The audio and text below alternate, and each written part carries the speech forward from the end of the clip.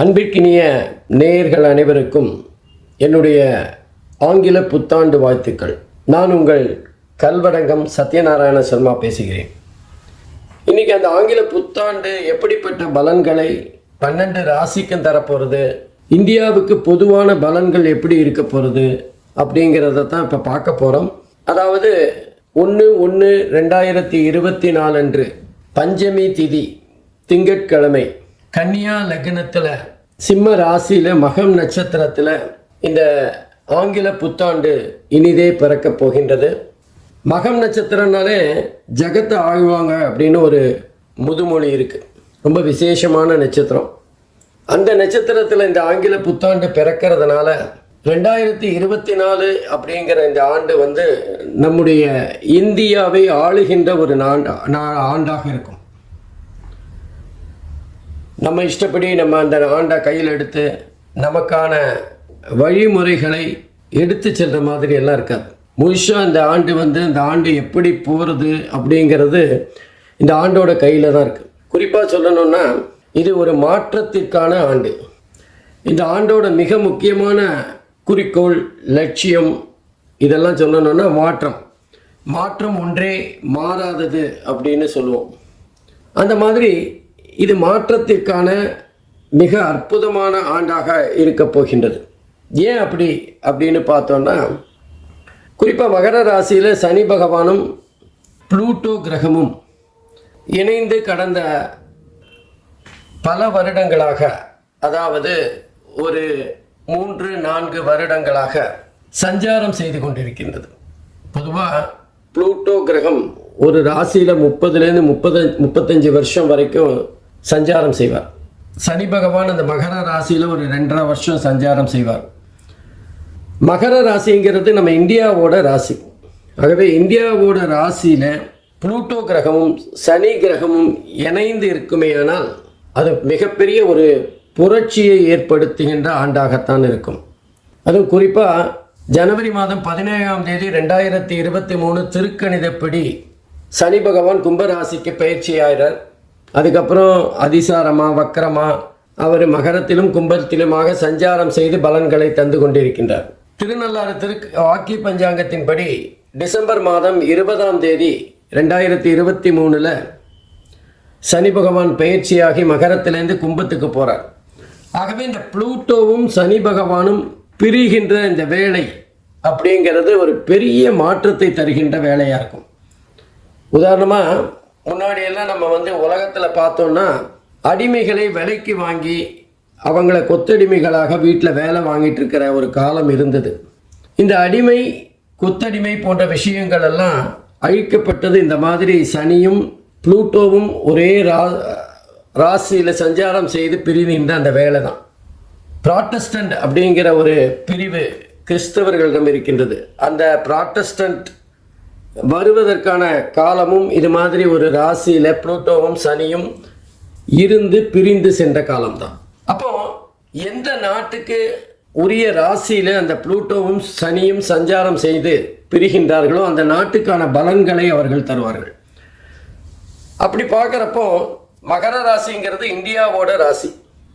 India ராசியிலேருந்து சனி பகவான் பிரிஞ்சு புளூட்டோலேருந்து பிரிஞ்சு வெளியில் போகிறார் கும்பத்துக்கு. ஆகவே இந்தியாவுக்கான பலன்கள் மாற்றத்தை தருகின்ற மிகப்பெரிய ஒரு பலனாக இருக்கும். நீங்கள் எடுத்து பார்த்தீங்கன்னா கடந்த ஒரு 6 மாதமாக உலக அளவில் பெண்கள், இந்தியாவின் பெண்கள் உச்ச பதவிகளை பெற்ற வரலாறுகளை பார்க்கலாம். இனி வருகின்ற காலங்கூட இந்த மாதிரி பெண்கள் மிகப்பெரிய முக்கியமான பொறுப்புகளில் அமர்கின்ற ஒரு சூழ்நிலை கண்டிப்பாக ஏற்படும். எப்பெல்லாம் இந்த மாதிரி ஒரு புளூட்டோவும் சனியும் சேர்ந்திருந்து பிரிந்து செல்லுகின்றார்களோ அப்போல்லாம் ஒரு புரட்சி வெடிக்கும். அப்போ ஏதாவது ஒரு மிகப்பெரிய கொடுமைகள் அகன்று நன்மைகள் நாட்டுக்கு கிடைக்கும். அந்த மாதிரி ஒவ்வொரு 30 வருஷமும், அதாவது இனி இந்த சனியும் அந்த புளூட்டோவும் சந்திப்பதற்கான வருடங்கள் அப்படின்னா திரும்ப ஒரு அந்த சனீஸ்வர பகவான் கும்பத்திலோ மீனத்திலோ திரும்பவும் சந்திக்க வேண்டி வரும். அப்பவும் கூட அது இந்தியாவோட ராசியாக இருக்காது. அதனால் இந்த காலகட்டம் இந்தியாவோட இந்த ராசி இதெல்லாம் மிகப்பெரிய ஒரு மாற்றத்தை இந்தியாவுக்கு தரப்போகிறது. அதுதான் 2024 பலாபலன்களாக இருக்கும்.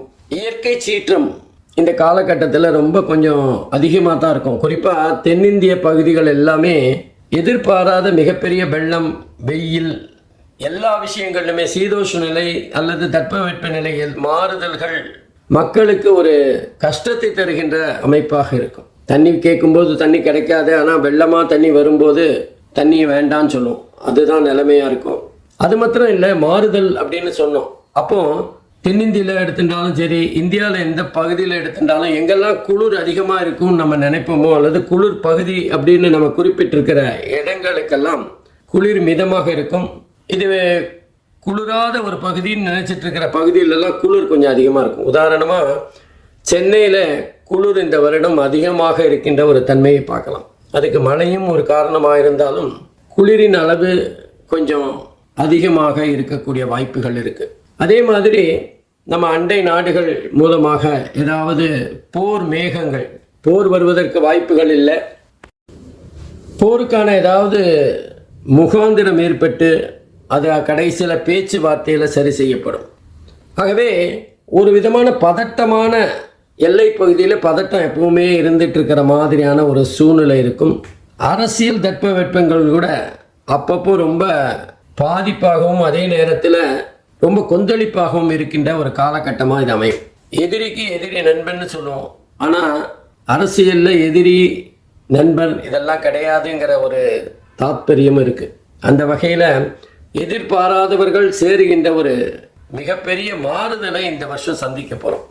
அதுக்கப்புறம் இந்த ஒரு புதிய நோய், கண்ணு சம்பந்தமாக ஏதாவது ஒரு நோய் வரக்கூடிய வாய்ப்புகள் இருக்குது. இப்படி நமக்கு கொரோனா மிகப்பெரிய ஒரு பாதிப்பை தந்து மக்களை முடக்கி போட்டதோ, அதை மாதிரி கண்ணு சம்பந்தமாக ஏதாவது ஒரு சின்ன இனம் தெரியாத ஒரு நோய் பரவி வரக்கூடிய வாய்ப்புகள் இருக்குது. அதே மாதிரி மக்களுக்கு இருக்கிற மாதிரியே ஜீவராசிகளுக்கும் கால்நடைகளுக்கும் விஷ ஜுரங்கிற மாதிரி ஒரு ஜுரம் வந்து மிகப்பெரிய பாதிப்பை தரக்கூடும். இன்னும் சொல்லப்போனால் இந்த காலகட்டத்தில் மக்கள் மிகப்பெரிய ஒரு கொந்தளிப்பிலேயே இருக்கிற ஒரு சூழ்நிலை இருக்கும். ஏதோ நிம்மதி இல்லாத ஒரு காலகட்டமாக இந்த 2024 நகர்ந்து செல்லும். அதுவும் குறிப்பாக அந்த குரு பகவான் ஏப்ரல் மேலே வந்து மேஷத்துலேருந்து ரிஷபராசிக்கு மாறுற வரைக்கும் பாதிப்பு கொஞ்சம் அதிகமாக தான் இருக்கும். நம்ம ஒன்று நினைக்க அது ஒன்று நடக்கிற மாதிரியான சூழ்நிலைகள் ஏற்படும். அங்கங்கே பார்த்தீங்கன்னா அந்த தொழில்நுட்பம், கணினி சம்பந்தப்பட்ட தொழில்நுட்பம் மிகப்பெரிய மேன்மையை இந்த காலத்தில் அடையும், உச்சத்தை அடைகின்ற காலமாக இருக்கும். கணினி சார்ந்த படிப்புகள் அமோகமாக மக்களால் வரவேற்கப்படும். எப்பெல்லாம் ஒரு விஷயத்தில் வளர்ச்சி இருக்கோ அப்போ அந்த விஷயத்தில் பின்னாடி ஏதாவது பாதிப்புகளும் இருக்கத்தான் செய்யும். அதே மாதிரி சைபர் கிரைம் அதிகரிக்கின்ற காலகட்டமாக இருக்கும். மோசடி பேர்வழிகள் புதுசாக ஏதாவது ஒரு வழியை கண்டுபிடிச்சு அதன் மூலமாக மக்களை ஏமாற்றுகின்ற காலமாக இருக்கும். பொதுவாக நம்ம ஏமாறும் போது தானே சில விஷயங்களை கற்றுக்கிறோம், எப்படி ஏமாறக்கூடாதுன்னு. ஆகவே புதிய புதிய கண்டுபிடிப்புகளுக்கு இந்த காலகட்டம் மிக அற்புதமாக இருக்கும். குறிப்பாக கணினி சார்ந்த துறைகள் உச்சத்தை தொடுகின்ற மேன்மையை பெறுகின்ற ஒரு காலகட்டமாக இருக்கும். இன்னும் சொல்லப்போனால் இதெல்லாம் கூட கணினினால் பண்ண முடியுமா அப்படிங்கிற ஒரு ஆச்சரியத்தை தருகின்ற வகையில் பல துறைகளுக்குள்ள இந்த கணினி மிகப்பெரிய தாக்கத்தை ஏற்படுத்தும். தொடர்ந்து நம்ம விவசாயம் பார்த்திங்கன்னா இந்த வருஷம் ரொம்ப அமோகமாக இருக்கும். ஆனாலும் நமக்கு மனுஷங்களுக்கும் ஜீவராசிகளுக்கும் இருக்கிற மாதிரியே அந்த பயிர்களுக்கும் ஏதாவது நோய்கள் வரக்கூடிய வாய்ப்புகள் இருக்குது. அதற்கான புதிய மருந்து கண்டுபிடிக்கின்ற காலகட்டமாக இருக்கும். குறிப்பாக மருத்துவத்துறையின் மிகப்பெரிய அறுவடையை இந்த வருஷம் நம்ம பார்க்கலாம். பல விஷயங்களுக்கு அவங்க வந்து முன்னுதாரணமாக இருப்பார்கள். பல விஷயங்கள் புதுசாக கண்டுபிடிக்கக்கூடிய காலகட்டமாக இருக்கும். மக்கள் வந்து நட்பாக வாழ்வதை விட்டுவிட்டு எதிரிகளாக வாழ்கின்ற ஒரு சூழ்நிலை ஏற்படும். யாருக்கு யார் எதிரின்னே தெரியாத ஒரு கட்டம். எனக்கு பிடிச்சவங்க இவங்க, உங்களுக்கு பிடிச்சவங்க இவங்க, ஆகவே நம்ம 2 பேரும் எதிரிங்கிற மாதிரி சம்பந்தமே இல்லாமல் யாருக்காகவோ, கண்ணுக்கு தெரியாத யாருக்காகவோ இவர்கள் சண்டை போட்டுக்கொள்கின்ற, தினசரி பார்த்து கொண்டிருக்கின்றவர்கள் சண்டை போட்டு கொண்டிருக்கின்ற ஒரு அதிசயம் நடக்கும். இதெல்லாம் மக்களுக்கு புரியறதுக்கு கொஞ்சம் நாள் ஆகும். இந்த 2024 முழுவதுமாகவே ஒரு குழப்பமான ஆண்டாகத்தான் இருக்கும். எப்பவுமே நம்ம ஒரு மாற்றம் ஏற்படுகிறதுனா அதுக்கு முன்னாடி மிகப்பெரிய குழப்பம் இருக்கணும். ஆகவே குழப்பத்துக்கு பிறகு அந்த குழப்பத்துக்கு விடையாக மிகப்பெரிய ஒரு மாற்றத்தை சந்திக்கின்ற ஆண்டாக இருக்கும்.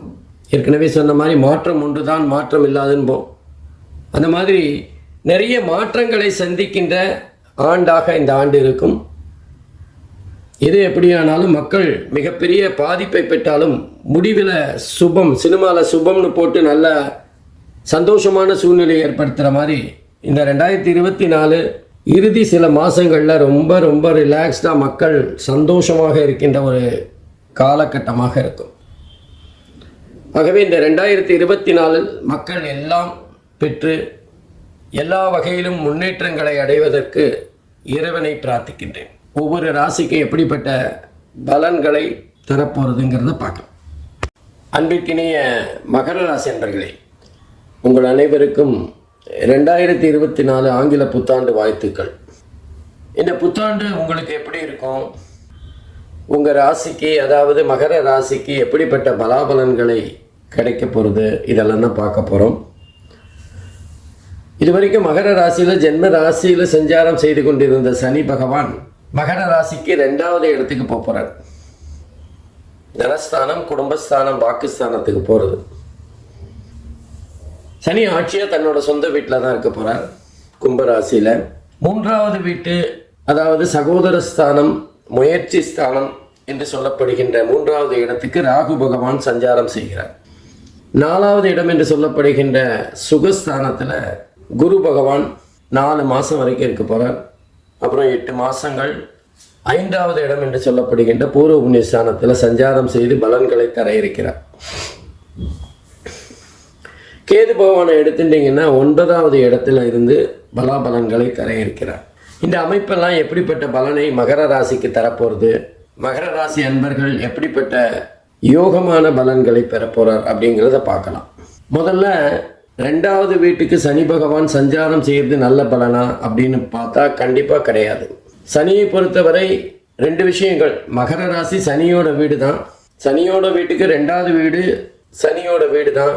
அதனால கொஞ்சம் சுமாரான பாதிப்பை தருவார். ஆனால் மகர ராசிக்கு ஒரு நல்ல விஷயம் என்ன அப்படின்னா, இது வரைக்கும் ஜென்ம ராசியில் இருந்த சனி பகவான் இப்போ பாத சனிக்கு போகிறார். அப்போது ஓரளவுக்கு இதுவரைக்கும் பட்ட கஷ்டத்தோட ஓரளவுக்கு சுமாரான பலன்களை பெறப்போகிறார். முக்கியமாக பார்த்தீங்கன்னா 2வது வீடுங்கிறது நேத்திரஸ்தானம். கண்ணு சம்பந்தமாக ஏதாவது ஒரு சிகிச்சை எடுக்க வேண்டியது மகர ராசி என்பவர்களுக்கு வரும். குறிப்பாக சில பேருக்கு வயசு வித்தியாசம், அதாவது ஒவ்வொரு வயசுக்கும் இந்த பலாபலன்கள் மாறும். கொஞ்சம் 40 வயசுக்கு மேலே இருக்கிறவங்க கண்டிப்பாக ஏதாவது கண்ணில் அறுவை சிகிச்சை செய்கின்ற ஒரு சூழ்நிலை ஏற்படலாம். சிகிச்சை அப்படிங்கிறது நல்லது தான், நம்ம கண்ணை சரி பண்ணிக்கிறோம்னு அர்த்தம்.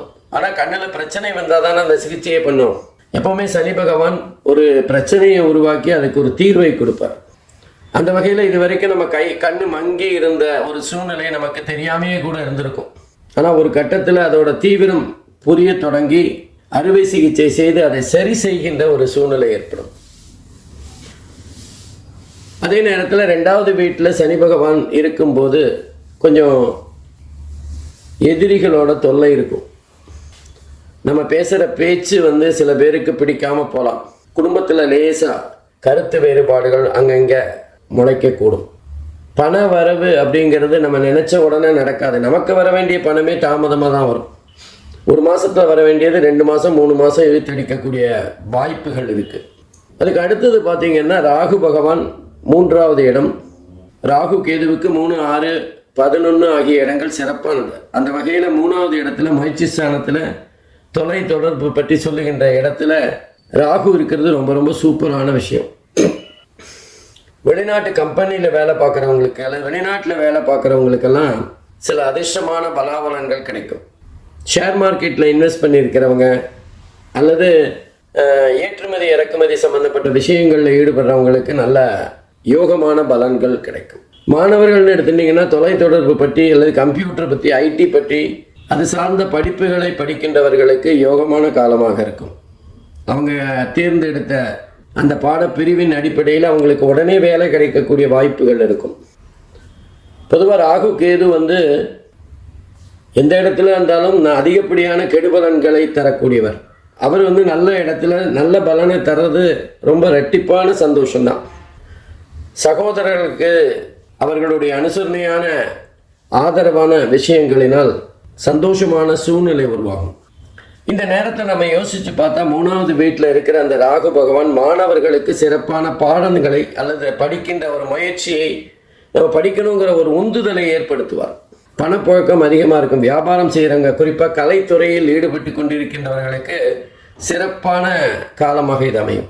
அரசியல்வாதிகள் நல்லா எதிர்பாராத பண வரவுகளை பெறுகின்ற சூழ்நிலை ஏற்படும். கலைஞர்கள் வெளிநாடுகளுக்கு சென்று அவர்களுடைய பெயர் புகழை இறுக்கிக் கொள்ளுகின்ற ஒரு தன்மை ஏற்படும். விவசாயிகள் சிறப்பான ஒரு எதிர்காலம் இருக்கும். ரியல் எஸ்டேட் தொழில் சிறப்பாக இருக்கும்.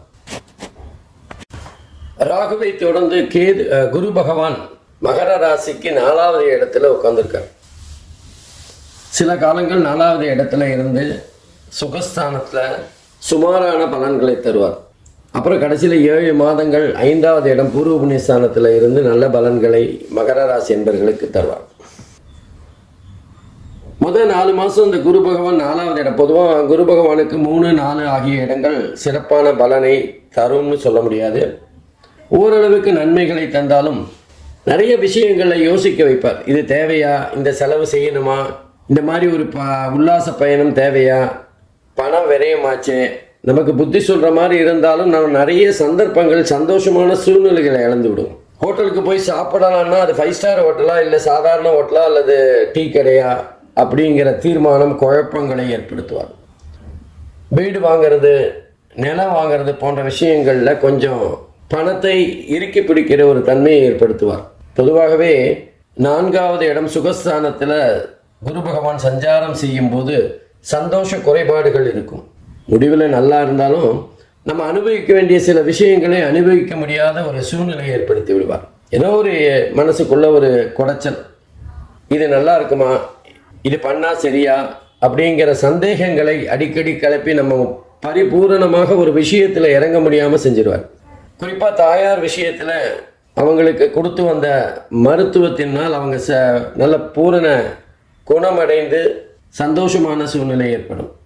அதே மாதிரி வீடு வாசல் போன்ற விஷயங்களில் கொஞ்சம் இழுபறிகள் இருக்கும்.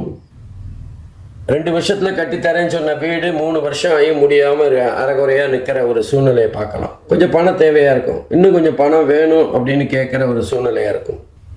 பொதுவாகவே 4வது வீட்டில் குரு பகவான் மிகப்பெரிய நல்ல பலனை தரப்போகிறதில்லை. அப்புறம் கடைசியில் ஒரு 5 மாதம் மகர ராசிக்கு 5வது இடத்துக்கு பூர்வ புண்ணியஸ்தானத்துக்கு வருவார். கடந்த 4 மாதமாக எவ்வளவோ முட்டி மோதி பார்த்தோம், திருமணமே நடக்கலை அப்படின்னு வருத்தப்படுற மகர ராசி என்பர்களுக்கு அந்த கடைசி 7 மாதத்தில் திருமணம் அவசரமாக வேகமாக நடந்தேறும். பலருக்கு காதலர்கள் கிடைக்கக்கூடிய அல்லது காதலிக்கின்ற வாய்ப்பு ஏற்படும். அல்லது சில பேருக்கு காதலித்து கொண்டிருக்கின்றவர்களுக்கு அது திருமணத்தில் முடிகிற மாதிரியான சந்தோஷமான சூழ்நிலை ஏற்படும். புத்திர பாக்கியம் ஏற்படும். கல்யாணம் ஆகி 2 வருஷம் ஆச்சு, குழந்தையே இல்லைன்னு வருத்தப்பட்டு கொண்டிருந்தவர்களுக்கு நல்ல செய்தி கிடைக்கும். நல்ல காலம். மகர ராசி என்பர்களுக்கு குரு பகவான் 5வது இடத்துல சஞ்சாரம் செய்யும் போது சிறப்பான பலன்களை எதிர்பார்க்கலாம். சொந்தக்காரங்க மூலமாக ஏதாவது ஒரு பண வரவு இருக்கும். தூரத்து சொந்தம் நமக்கு ஏதாவது பூர்வீக சொத்து தருகின்ற வாய்ப்பு கூட கிடைக்கும். பல சமயங்களில் நம்ம போன ஜென்மத்தில் பண்ண நல்ல காரியங்களின் அதிர்ஷ்டமாக இந்த ஜென்மத்தில் சில விஷயங்கள் தானாகவே நமக்கு சாதகமாக நடந்தேறும். இது நிச்சயம் நடக்கவே நடக்காதுன்னு நினைக்கும் போது ஒரு திருப்பு முனையாக ஏதாவது ஒரு விதத்தில் அந்த விஷயம் நமக்கு சாதகமாக முடியும். ஆகவே இந்த குரு பகவான் 5வது வீட்டில் இருக்கும்போது நிச்சயமாக மகர ராசி என்பவர்களுக்கு சிறப்பான பலன்களை கிடைக்கும். ஆனால் அதே குரு பகவான் தன்னுடைய 7வது பார்வையாக லாபஸ்தானத்தை பார்க்கறதுனால பணவரவும் அதிகமாக இருக்கும். அடுத்து கேது பகவான் 9வது இடத்துல கேது பகவான் சஞ்சாரம் செய்து கொண்டிருக்கிறார். பொதுவாக 9வது இடம் என்பது உயர்கல்வி பற்றி சொல்லுகின்ற இடம். அதனால் கேது எங்கெல்லாம் உட்கார்ந்துருக்காரோ அந்த ராசிக்குரிய காரகத்துவை ஏதாவது ஒரு வகையில் ஸ்பீட் பிரேக்கர் மூலமாக தடுத்து நிறுத்துகின்றவராக இருப்பார். அந்த விஷயத்தில் உயர்கல்விக்காக ஏதாவது ஒரு வகையில் முயற்சி செய்து கொண்டிருக்கின்றவர்களுக்கு ஒரு தடை ஏற்படும். தந்தையாருடனான கருத்து வேறுபாடுகள் லேசாக தலை தூக்க ஆரம்பிக்கும். வேலைக்கு போ அப்படின்னு சொல்லும்போது நான் இல்லை தொழில் தான் பண்ண போகிறேன்னு முரண்டு பிடிக்கின்ற ஒரு தன்மை கூட இருக்கும். பொதுவாக உயர்கல்விக்காக நம்ம வெளிநாடு சென்று படிக்கணும் அப்படின்னு ஆசைப்படுவோம். அதுக்காக ஸ்காலர்ஷிப் போன்ற முயற்சிகள் எல்லாம் மேற்கொள்வோம். அதெல்லாம் உடனே கைகூடாத ஒரு சூழ்நிலை இருக்கும். அதில் ஒரு தேக்கம், ஒரு தாமதம் இருக்கக்கூடிய வாய்ப்பு இருக்குது. பொதுவாக 9வது இடத்துல கேது பகவான் மிகப்பெரிய நன்மைகளை தரப்போறதில்லை. இருந்தாலும் மாணவர்களுக்கு அந்த படிப்பு சம்பந்தமான விஷயங்களில் ஒரு தடங்கள், ஸ்பீட் பிரேக்கர் மாதிரி எதையாவது ஒரு இடையூறு தந்து கொண்டே இருப்பார். பண கஷ்டத்தோ மன கஷ்டமோ அல்லது நம்ம எதிர்பார்த்த பாடப்பிரிவு கிடைக்காத ஒரு சூழ்நிலையை தருவார். மற்றபடி குரு மற்றும் ராகு பகவான் மகர ராசி என்பவர்களுக்கு நல்ல பலனை தரப்போறார். அதனால் கவலைப்பட வேண்டிய அவசியம் இல்லை. ராசியாதிபதி சனி பகவான் 2வது வீட்டில் இருந்தாலும் மிகப்பெரிய பாதிப்பை எல்லாம் தரமாட்டார். அதனால் கவலைப்பட வேண்டிய அவசியம் இல்லை. மொத்தத்தில் அற்புதமான ஆண்டாக இருக்க போகுது. நன்றி, வணக்கம்.